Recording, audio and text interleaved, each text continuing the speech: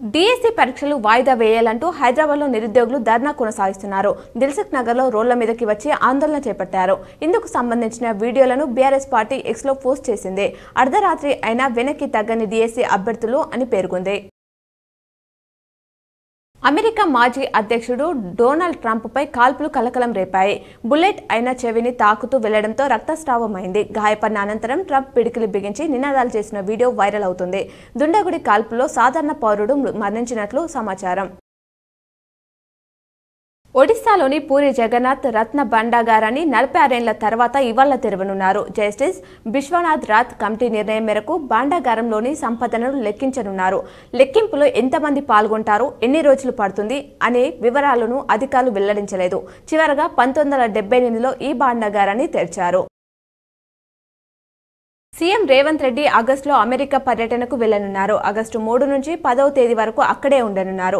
దీనికోసం ఆయన తాజాగా తన పాస్పోర్ట్ను రెన్యువల్ చేయించుకున్నారు.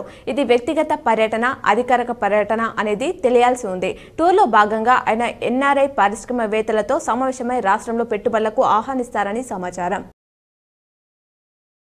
రాష్ట్రంలో పప్పుల ధరలు సామాన్యులకు షాక్ ఇస్తున్నాయి. రిటైల్ మార్కెట్లో గత నెల రూపాయలు 150, 160గా ఉన్న కేజీ కందిపప్పు ఇప్పుడు రూపాయలు 180, 200 పలుకుతుంది. సూపర్ మార్కెట్లో రూపాయలు 220 వరకు విక్రయిస్తున్నారు.